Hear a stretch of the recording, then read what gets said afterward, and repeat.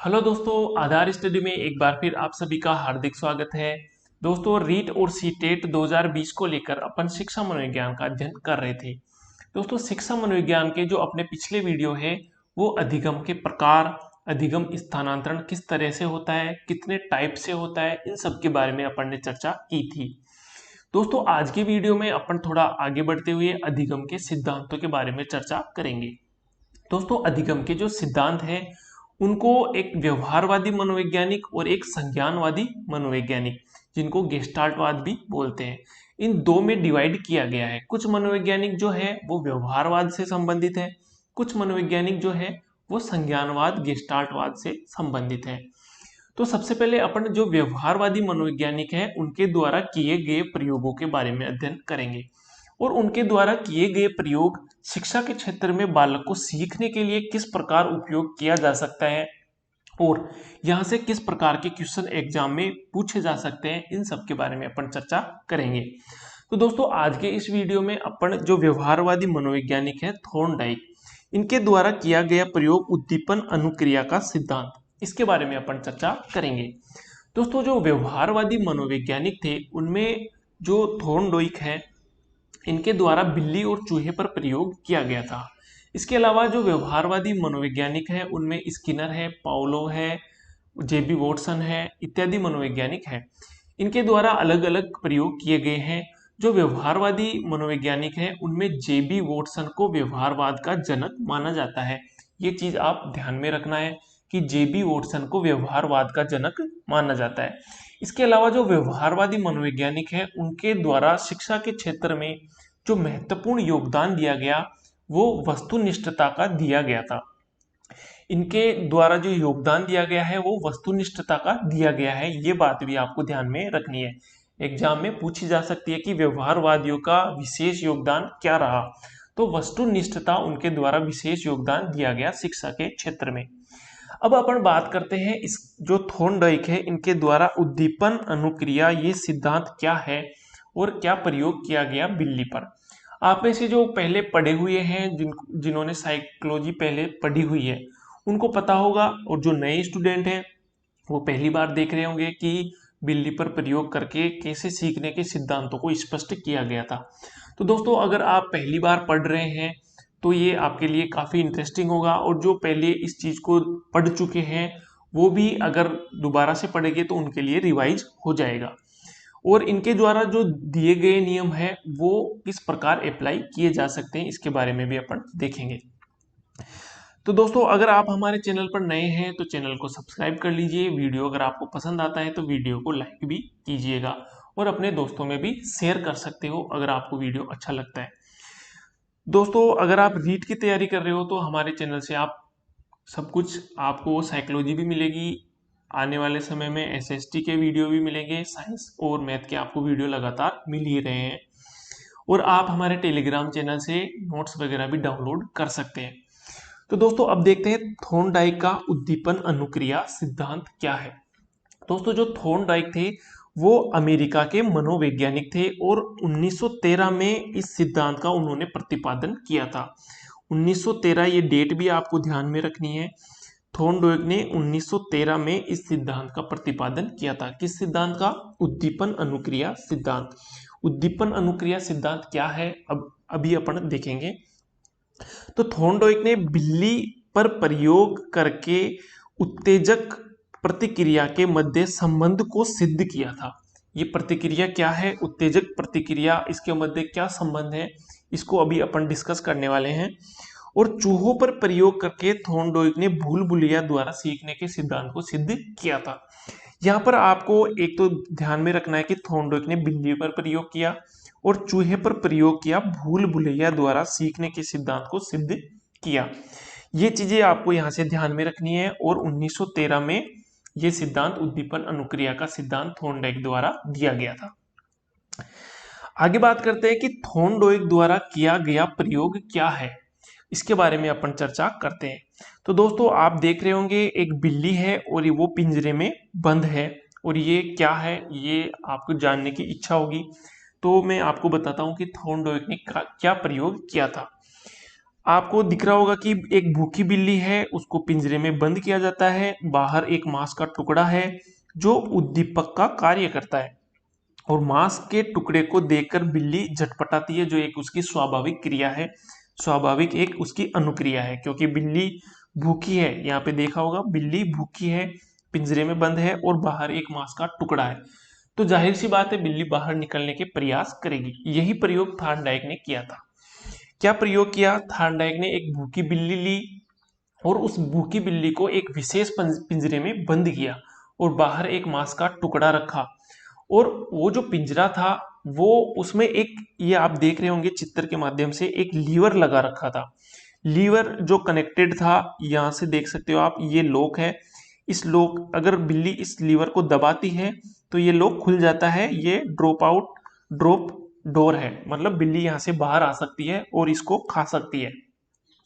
तो जब पहली बार बिल्ली पिंजरे में बंद हुई और बाहर उसने मांस का टुकड़ा देखा, तो वो बाहर निकलने के लिए इधर उधर पंजों को हिलाने लगी, इधर उधर दौड़ने लगी पिंजरे में, काफी झटपटाने लगी, अर्थात वो काफी अनुक्रियाएं करने लगी, काफी क्रियाएं करने लगी, काफी प्रयास करने लगी, और उसके वो प्रयास सफल नहीं हुए, त्रुटियां होती रही उस प्रयास में।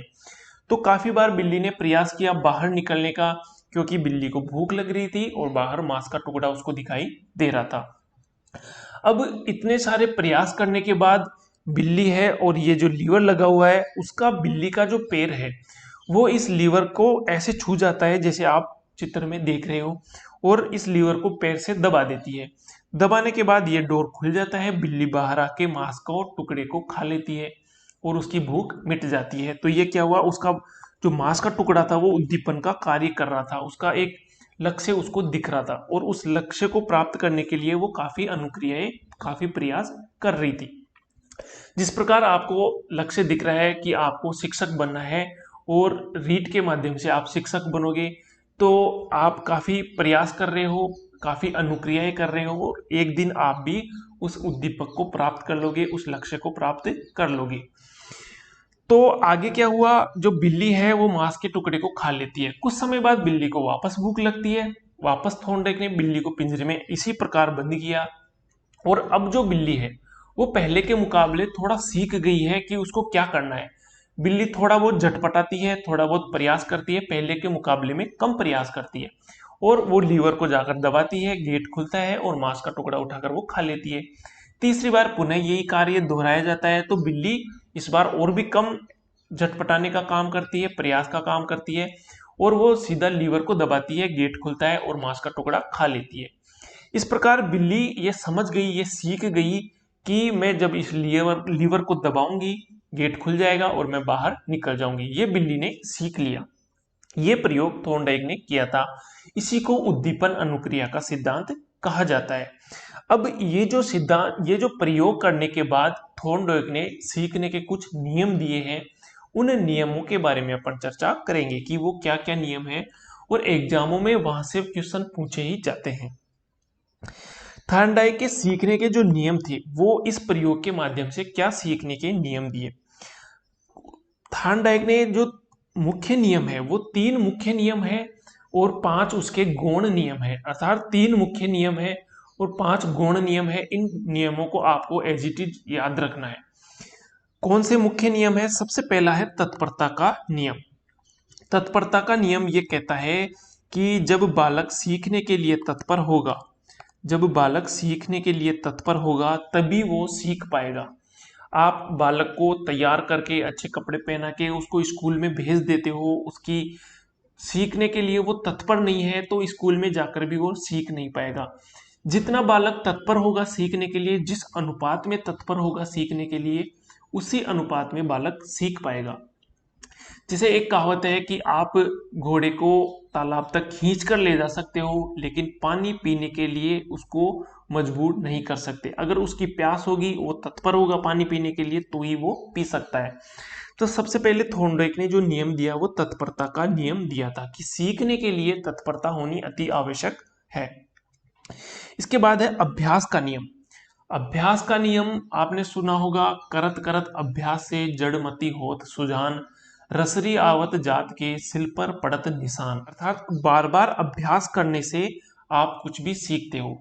जैसे आप जब स्टार्टिंग में जब आपने कार चलाना सीखा होगा, बाइक चलानी सीखी होगी, साइकिल चलाना सीखा होगा, तब आपका पूरा ध्यान उसी के ऊपर रहता है, आप बाकी और कोई भी कार्य कोई भी क्रिया नहीं करते थे। लेकिन जब आपका अभ्यास हो जाता है, आप अभ्यास में पारंगत हो जाते हो, आपका अभ्यास काफी हो जाता है, तो आप कार चलाते हुए, बाइक चलाते हुए, साइकिल चलाते हुए या कोई भी कार्य करते हुए अभ्यास होने के बाद किसी दूसरे से आप बात भी कर रहे हो, कुछ आप इधर उधर भी देख रहे हो, कुछ आप उठाकर खा भी रहे हो, आप आसानी से चला भी रहे हो, गाने भी सुन रहे हो, पड़ोस में बैठे व्यक्ति से बात भी कर रहे हो, ये सब क्रिया कर रहे हो और कार भी चला रहे हो। तो ये सब कैसे हुआ? ये आपके अभ्यास करने के माध्यम से हुआ। ये जो अभ्यास का नियम है, ये बालक को पहाड़े याद करवाने में, कविताएं याद करवाने में काम में आता है। इसके बाद जो मुख्य नियम है उनमें है परिणाम का प्रभाव का नियम, अर्थात अपन कह सकते हैं इस नियम को संतोष असंतोष का नियम भी कहा जाता है। इसका नाम याद रखना है, मैं लिख देता हूं, संतोष असंतोष। संतोष असंतोष का नियम भी इसको कहा जाता है, परिणाम प्रभाव का नियम। ये जो नियम है ये बालक को दंड या पुरस्कार देने से संबंधित है। जब बालक एक अच्छा कार्य करता है तो अगर उसको पुरस्कार मिलता है, उसको संतोष प्राप्त होता है, उसका जो परिणाम है उसका उस पर प्रभाव पड़ता है, तो वही क्रिया वो पुनः दोबारा दोहराता है। अगर उसको दंड मिलता है तो वो क्रिया पुनः दोबारा नहीं दोहराता। एक स्टूडेंट है, वो 10वीं क्लास की बोर्ड की एग्जाम में अच्छे मार्क्स लेके आता है, तो पिताजी उसको एक अच्छा सा एंड्रॉयड मोबाइल लाकर देते हैं। तो वो सोचता है कि जब मैं 12th का एग्जाम अच्छे नंबरों से पास करूंगा तो मेरे को बाइक भी लाकर देंगे। उसको मोबाइल लाने से एक पुरस्कार प्राप्त हुआ है।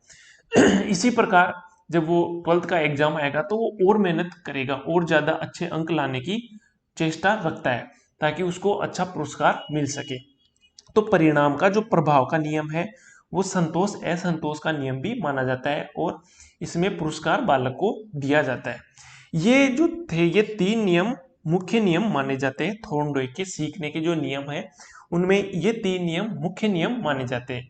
इसके अलावा 5 इसके गौण नियम है। गौण नियम कौन कौन से हैं उसके बारे में चर्चा करते हैं। सबसे पहला है बहु प्रतिक्रिया का नियम। बहु प्रतिक्रिया का नियम अर्थात बहुत सारी क्रियाएं करना, बहुत सारे प्रयास करना। जिस प्रकार बिल्ली पिंजरे से बाहर निकलने के लिए काफी प्रयास कर रही थी, तो बहु प्रतिक्रिया का नियम, जब आपको अगर अच्छा लिखना है, सुलेख लिखना है, तो आप उसके लिए काफी सारे प्रयास करते थे। जब आपको पहाड़े याद करना है तो उसके काफी सारे आपको प्रयास करने पड़ते थे। बहु प्रतिक्रिया अर्थात सीखने के लिए या किसी समस्या को सुलझाने के लिए एक बालक विविध प्रयास करता है, अनेक प्रयास करता है और उन प्रयासों के माध्यम से वो काफी त्रुटियां करता है। तो इस आधार पर अपन इसको प्रयास और त्रुटि का नियम भी, उद्दीपन अनुक्रिया सिद्धांत का एक उपनाम है प्रयास एवं त्रुटि का सिद्धांत। तो काफी सारे प्रयास और त्रुटि करने के बाद, काफी सारी बहु प्रतिक्रियाएं करने के बाद बालक सही क्रिया करना सीख जाता है। ये इसका एक गौण नियम है। आगे इसके अन्य गौण नियम देखते हैं। 5 गौण नियम है, ये भी आपको ध्यान में रखना है। इसके 5 गौण नियम है। 5 गौण नियम है। अगला है मानसिक विन्यास का नियम अर्थात मानसिक क्रियाओं का नियम या मानसिक स्थिति का नियम। इसके आधार पर अपन ये कह सकते हैं कि जब बालक मानसिक रूप से थका हुआ होता है, उसको निद्रा सता रही हो या उसकी थकावट हो, तो वो सीखने में बाधा महसूस करता है। जब उसकी मानसिक क्रियाएं सही रूप से कार्य नहीं कर रही होती है तो बालक सीखने के लिए तत्पर नहीं होता है, अच्छे से सीख नहीं पाता है, उसका जो अधिगम है वो पूर्ण रूप से सफल नहीं हो पाता है। तो मानसिक विन्यास का नियम ये कहता है कि बालक मानसिक रूप से थका हुआ नहीं होना चाहिए, उसकी निद्रा पूरी होनी चाहिए। तो ये मानसिक विन्यास का नियम है। आगे बात करते हैं आंशिक क्रिया का नियम। आंशिक क्रिया का नियम अर्थात आंशिक क्रिया का नियम अर्थात आप किसी भी एक कार्य को छोटे छोटे टुकड़ों में डिवाइड करके पूरा करते हो, उसी को आंशिक क्रिया का नियम कहते हैं। जिस प्रकार विद्यालय में जो पाठ्यक्रम होता है वो पाठ्यक्रम कई चैप्टरों में डिवाइड होता है, कई अध्यायों में डिवाइड होता है, और वो जो अध्याय है वो छोटे छोटे नियमों में, छोटे छोटे पॉइंटों में डिवाइड होते हैं। तो उसी को आंशिक क्रिया का नियम कहते हैं कि बालक को सीखने के लिए विषय वस्तु को छोटे छोटे टुकड़ों में डिवाइड करना चाहिए। इसके बाद आगे बात करते हैं आत्मीकरण का नियम, या इसको अपन कह सकते हैं समानता का नियम। समानता का नियम या आत्मीकरण का नियम। जो बालक का ज्ञान होता है, जो पूर्व का ज्ञान होता है, उस पूर्व के ज्ञान के आधार पर नवीन ज्ञान बालक किस प्रकार से प्राप्त करता है। जिस प्रकार जब भी आपको क्लास में पढ़ाया जाता है, जब भी आप विद्यालय में पढ़े होंगे या कॉलेज में पढ़े होंगे, तो टीचर क्या करता है, जो उसका पहले जो पढ़ा हुआ ज्ञान है उससे संबंधित कुछ बातें करता है, कुछ क्वेश्चन पूछता है, जिससे उसका पूर्व का जो ज्ञान है और जो अब नया नवीन ज्ञान जो शिक्षक देने वाला है उसमें वो संबंध स्थापित कर सके। तो समानता का नियम या आत्मीकरण का नियम ये कहता है कि बालक का जो पूर्व का ज्ञान है उस पूर्व के ज्ञान को रिलेट करके नवीन ज्ञान बालक को दिया जाता है, तो वो उसको अच्छे से अचीव कर पाता है। इसके बाद आगे बात करते हैं साहचर्य परिवर्तन का नियम। साहचर्य परिवर्तन का नियम, इसमें जैसे अपन कह सकते हैं कि समान वस्तु को देखकर प्रतिक्रिया करना। जैसे मान लो अगर एक महिला है, एक माँ है, उसका जो बच्चा है वो कहीं गया हुआ है बाहर पढ़ने के लिए, काफी समय से गया हुआ है, उसका बच्चा छोटा है, जैसे मान लो स्कूल में पढ़ता है, तब जब वो माँ किसी अन्य बच्चे को देखती है तो उसमें उस बच्चे के अंदर उसको अपने बच्चे के भाव नजर आने लगते हैं और वो उस बच्चे को अपना ही बच्चा समझकर उसको दुलार करने लगती है। ये नियम जो है ये साहचर्य परिवर्तन का नियम है। इस प्रकार अपन कह सकते हैं कि जब एक, जैसे मान लो एक कुत्ता है, वो कुत्ता भोजन को देखकर उसके मुंह में लार आने लगती है, लेकिन जब वो एक किसी प्याली को देखता है तो उसको भोजन की याद आती है और तभी भी उसके मुंह में लार आने लगती है। तो ये क्या है, साहचर्य परिवर्तन का नियम है। दोस्तों अब बात करते हैं थायरनडाइक के जो सीखने के नियम है वो उनका शैक्षिक महत्व क्या है। इस प्रयोग के आधार पर अपन कह सकते हैं कि जो बालक होता है वो अपनी जो सीखने में उसने जो गलतियां की है, उन गलतियों में जो उसको अनुभव प्राप्त हुआ है उस अनुभव का वो लाभ ले सकता है। और ये जो नियम है, ये जो सिद्धांत है, वो प्रयास पर बल देता है, बालक को काफी प्रयास करके सिखाया जा सकता है। और इस सिद्धांत में प्रेरणा पर बल दिया गया है, उसको पुरस्कार भी मिलना चाहिए, सूझ या अंतर्दृष्टि पर भी ये आधारित है, मौखिक अभ्यास पर ये सिद्धांत अत्यधिक बल देता है। इस सिद्धांत को लेकर कुछ आलोचनाएं भी हुई है कि थायरनडाइक का जो सिद्धांत है वो रटन क्रिया पर आधारित है, अर्थात बार बार प्रयास करना, अर्थात बालक को रटाने का कार्य किया जाता है, ये इसकी मुख्य आलोचना है। ये भी आपके एग्जाम में पूछी जा सकती है कि थायरनडाइक के जो उद्दीपन अनुक्रिया का सिद्धांत है उसकी मुख्य रूप से क्या आलोचनाएं हैं। तो मुख्य आलोचना इसकी यही है कि इसमें व्यक्ति को या बालक को रटाने पर बल दिया गया है, बाकी ये जो नियम है ये प्रयास एवं त्रुटि पर आधारित होता है। अब देखते हैं थायरनडाइक का जो अनुबंधन का सिद्धांत भी इसको बोलते हैं, या उद्दीपन अनुक्रिया अनुबंधन का सिद्धांत, इसके काफी सारे उपनाम हैं। ये उपनाम आपको याद होने चाहिए क्योंकि इसको बॉन्ड थ्योरी बोलते हैं इंग्लिश में, और इसको हिंदी में किसी भी नाम से इसको बोल सकता है, तो आपको इसके उपनाम भी ध्यान में होने चाहिए। सबसे पहला उपनाम है बंध का सिद्धांत या बॉन्ड थ्योरी। बंध का सिद्धांत इसका एक उपनाम है, ये आपको याद रखने वाली चीज है। प्रयत्न एवं भूल का सिद्धांत, जिस प्रकार बिल्ली बार बार प्रयत्न कर रही थी, बार बार उससे गलती हो रही थी, तो इस वजह से इसको प्रयत्न व भूल का सिद्धांत कहते हैं। उद्दीपन अनुक्रिया का सिद्धांत भी इसको बोला जाता है। प्रयास एवं त्रुटि का सिद्धांत, प्रयत्न भूल प्रयास एवं त्रुटि का सिद्धांत। आवर्ती का सिद्धांत, अर्थात बार बार अपन क्रिया करते हैं, अनुक्रिया करते हैं, सीखने के लिए बार बार अभ्यास करते हैं, तो बार बार आवर्ती हो रही है, आवर्ती मतलब एक ही क्रिया को बार बार पुनः दोहराना। आगे देखते हैं एस आर थ्योरी। इस सिद्धांत को एस आर थ्योरी भी कहा गया है। एस आर का मतलब होता है stimulus response theory. S R का ध्यान रखना है आपको, स्टिमुलस, एस का स्टिमुलस, आर का रेस्पॉन्स थ्योरी। तो ये इस सिद्धांत के कुछ उपनाम दिए गए हैं, ये आपको याद रखने हैं, और बाकी जो आपका जो ये प्रयोग किया गया था थायरनडाइक द्वारा वो आपको समझ में आ ही गया होगा।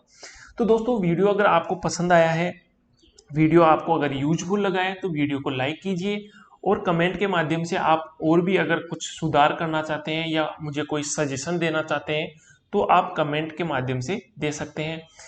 आप अपने दोस्तों में वीडियो को शेयर कीजिए जिससे हमें भी आगे और वीडियो बनाने का मोटिवेशन मिलता रहेगा। आज की वीडियो में इतना ही, मिलते हैं नेक्स्ट वीडियो में। धन्यवाद।